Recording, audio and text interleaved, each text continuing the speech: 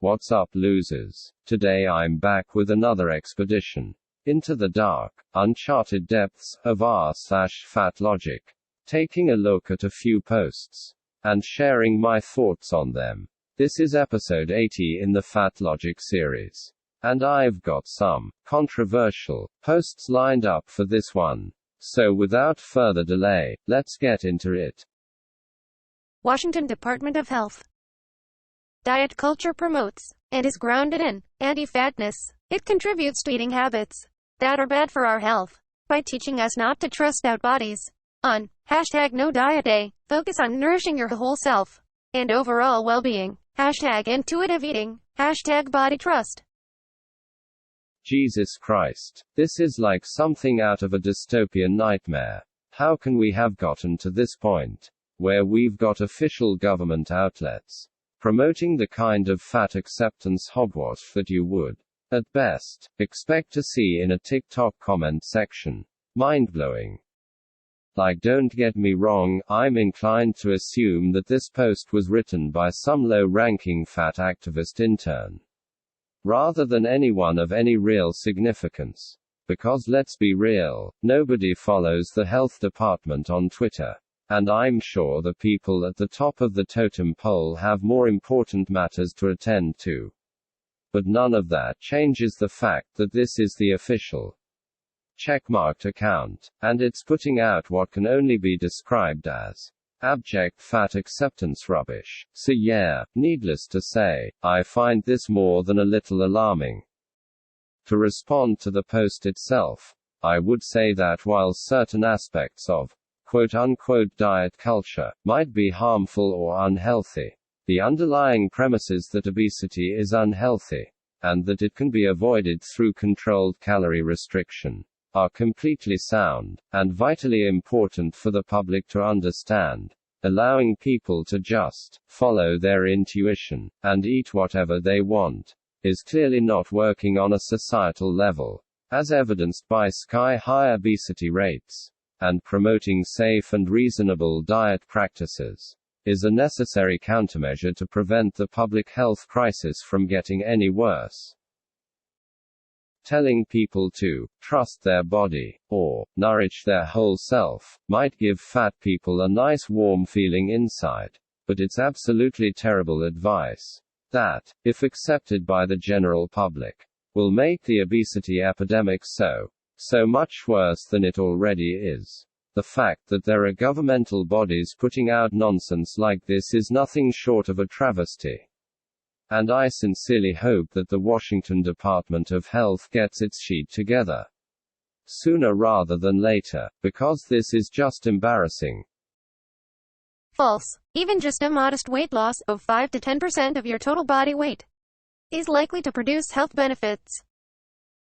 Truth. Intentional weight loss results in weight cycling, weight gain, guilt, shame, poor body image, binge eating, loss of body trust, and lower self-esteem.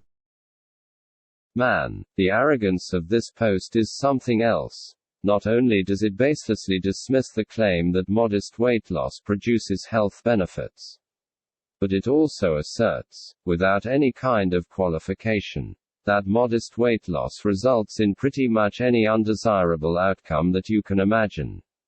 It doesn't say, some people might experience one or more of those things after weight loss.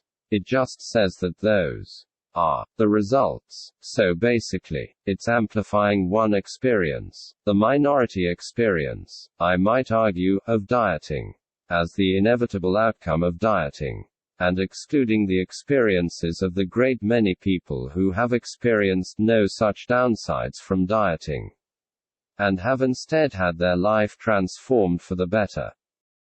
The reality is that there is no reason to assume that one will face any of the problems identified in the post, let alone all of them, if they attempt to lose a few pounds. And if someone does struggle with things like poor body image and low self-esteem when dieting, there are almost certainly other psychological or emotional problems contributing to them. And these are things that one would do well to identify, rather than ignoring them in favor of a singular focus on the apparent downsides of dieting. And finally, as blunt as this might sound, if someone is obese enough, they are not in a position to be putting off or rejecting weight loss out of a fear of its risks. Because they are already subjecting themselves to massive, life-altering risks, just by being as large as they are. And these risks only become greater as time goes on, especially if they continue to put on weight. Weight cycling and temporary weight gain and shame and whatever else are obviously things that we should try to avoid. And this should inform one's selection of a diet plan that is appropriate for them and the unique needs, to minimize the risk of encountering them.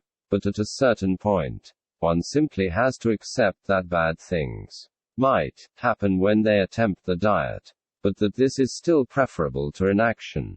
Because for the severely obese, devastating health consequences are not an outside possibility. They are a statistical inevitability. And no amount of body trust or self-love or whatever else is going to change that.